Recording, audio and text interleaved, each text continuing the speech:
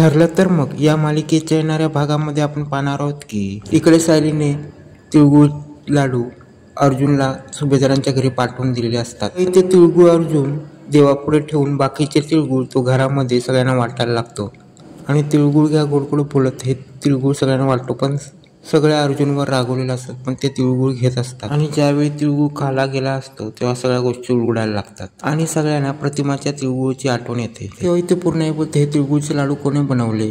की इथे प्रतिमा आली होती का? तेव्हा कल्पना बोलते, नाही, घरात तिळगुळाचे लाडू कोणी बनवलेच नाही आणि कोण इथे आलेच नव्हते आणि प्रतिमाही आली नव्हती। तेव्हा इथे अर्जुन बोलतो, हा तिळगुळ घरातला नाही। हा मग कल्पना बोलते, हा तिळगुळ मग कुठला आहे? तेव्हा अर्जुन बोलतो, हा तिळगुळ सायलीने दिलेला आहे। आणि त्याच वेळेला इथे जोगतीनेचं आगमन होतं आणि जोगतीन संक्रांतीचं वाण घ्यायला आले असते। तेव्हा जोगतीन संक्रांतीचं वाण घ्यायला आले असते, तिला समोर प्रिया दिसते। तेव्हा जोगतीन चिडलेली असते। तेव्हा ती बोलते, ह्या घरात जे राहायला पाहिजे ते राहत नाही आणि जी लोक घराच्या बाहेर असायला पाहिजे ती लोक ह्या घरात राहत आहेत आणि ज्या पण ह्या गोष्टी चालल्या त्या सगळ्या चुकीच्या आणि ती प्रियाकडे पाहते। तेव्हा जोगतीन सांगायला लागते, कल्पना तुझी मोठी सून कुठे आहे? मी तिच्या हातून वाण घेणार आहे। तेव्हा इथे अर्जुन समजतो की या जोगतीनेला मोठ्या सुनेची म्हणजे सायलीची आठवण आहे। तेव्हा जोगतीन सांगायला लागते, तुम्ही या घरातला वाण द्यायला तुम्ही मला प्रयत्न केला तर मी या घरातला वाण घ्यायला तयार होणार नाही आणि जोपर्यंत सून मोठी तुझी मला वाण देत नाही तोपर्यंत मी वाण घेणार नाही। तेव्हा कल्पना सांगते, ही मोठी सून इथे राहत नाही। तेव्हा जोगतीन बोलते, मोठी सून इथे राहत नाही, मग तुम्ही तिला काय घरात ना काढलं? मग ही कोण? तेव्हा प्रिया सांगते, मी या घराची नात आहे। तेव्हा जोगतीन सांगायला लागते, मकर संक्रांती दिवशी नात आजीच्या घरी काय करते? तेव्हा चिडलेली जोगतीन तिला बोलते, प्रियाला बोलते की तुला तुझ्या घरी राहायला येत नाही? इथे कल्पना वाण देण्यासाठी पुढे येते। तेव्हा जोगतीन बोलते, काय झालं तरी मी मोठ्या सुनेकडनंच वाण घेणार।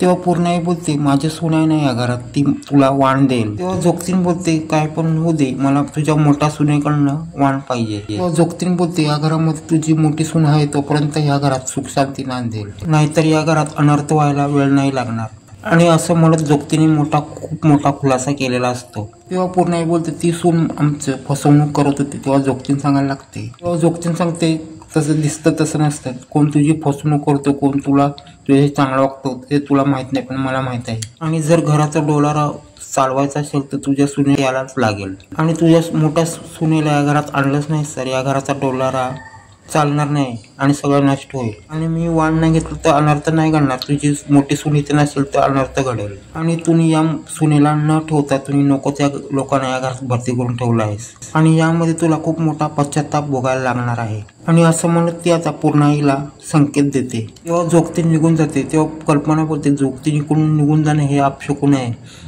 तेव्हा प्रिया बोलते, हे काय नसतं, हे तुम्ही उगाचच हे करून बसलात। तेव्हा प्रिया बोलते, सायलीला आपण या घरात घेतलं तर खूप मोठा प्रॉब्लेम होईल। तेव्हा पूर्णाई बोलते, ती या घरात येऊ न येऊ पण जोगतीन या घरात नाराज होऊन जाणे हे शक्य नाही। तेव्हा पूर्णाई प्रियाला बोलते, तू सायलीला इथे घेऊन ये। तेव्हा प्रिया बोलते मनातल्या मनात आणि हे सगळं ऐकून प्रियाचा मूड ऑफ झालेला असतो। आता प्रिया आणि पूर्णाई पुढे काय करणार आणि बाकीचे सगळेजण काय निर्णय घेणार हे पाहणे खूप महत्त्वाचे आहे।